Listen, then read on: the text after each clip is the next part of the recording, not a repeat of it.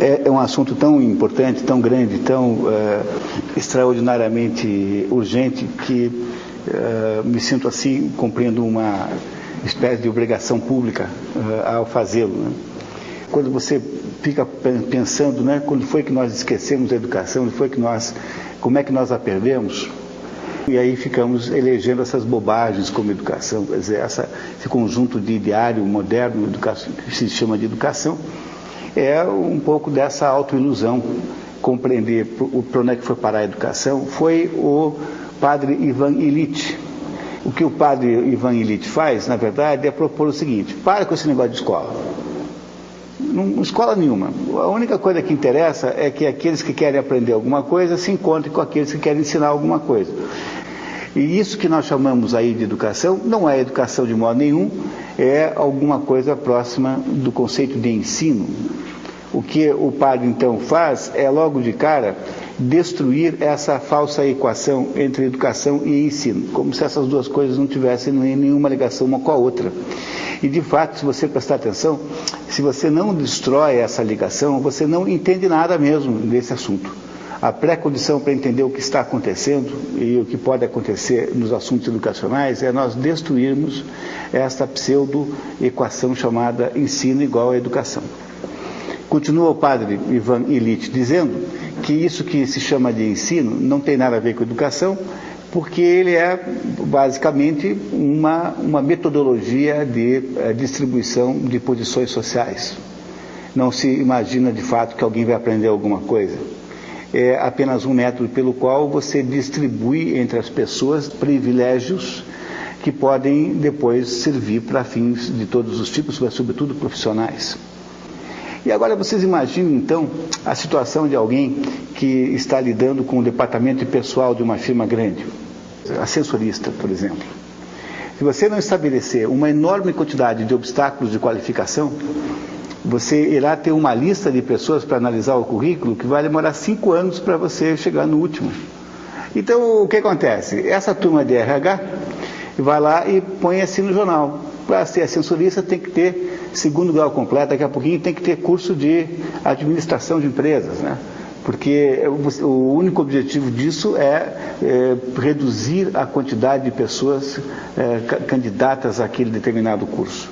Essencialmente é isso que nós temos que resolver com o ensino moderno.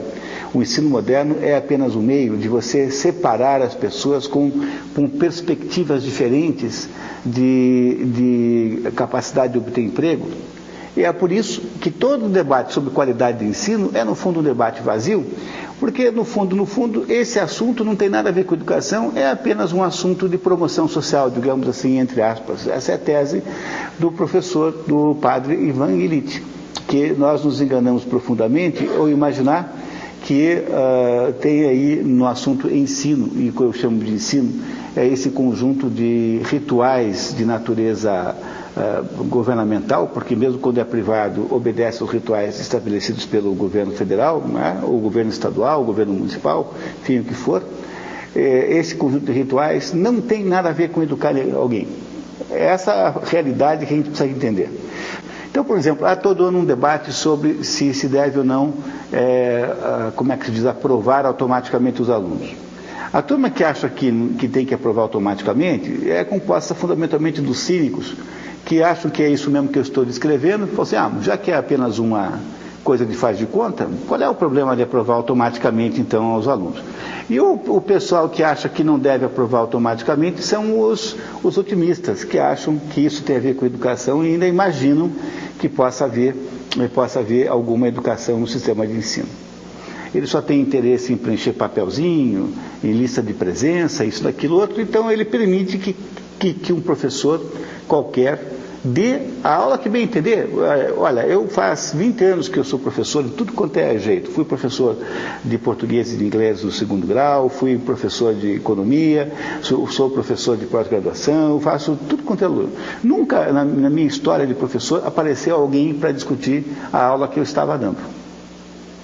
Mas o problema desses indivíduos é que eles precisam saber alguma coisa antes de ensinar os outros.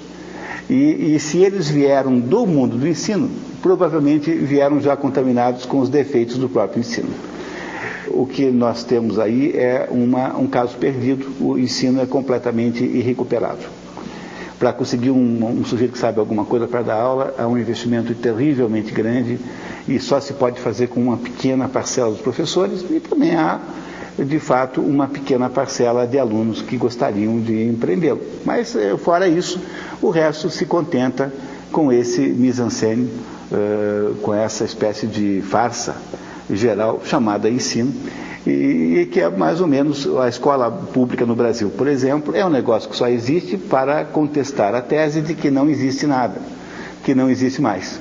Há boas escolas aqui e acolá, mas a média é muito terrível. Você imagina que depois de 8 anos, em que nós raptamos as crianças 5 horas por dia, durante 8 anos, gastamos 1/4 do orçamento com isso, até por lei. Todo mundo é burro? Ninguém sabe ler? Não parece a vocês haver alguma coisa terrivelmente errada nisso? A eficiência de um negócio desse é absolutamente ridícula. Nós não sabemos o que estamos fazendo.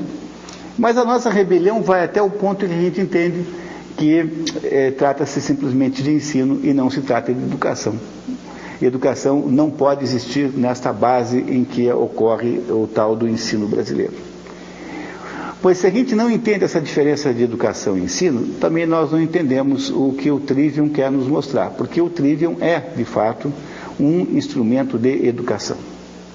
Não só o Trivium, como o Quadrivium, aquilo que se chama de 7 artes liberais.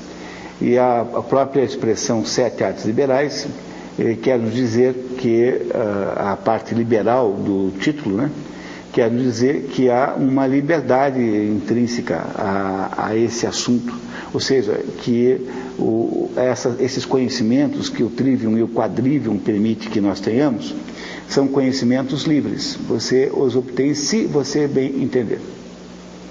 E esta é a primeira condição para que haja alguma educação. A educação tem de ser necessariamente voluntária. Não pode ser de modo nenhum forçada por nenhuma espécie de método. E é por isso que eu sempre digo para todo mundo que eu sou o professor mais feliz que se possa conceber, porque eu tenho 600 alunos voluntários. E é muito pouca gente capaz de ter a mesma quantidade de alunos voluntários. Os meus alunos vêm todos porque querem. E isso é a garantia de que eu tenho realmente a possibilidade de educar alguém, porque eu estou, de certo modo, protegido por essa vontade, esse desejo, que é o que não existe no mundo do ensino. O mundo do ensino precisa fazer o ritual da presença. O ritual da presença é esse ritual de que nós conhecemos os resultados aí.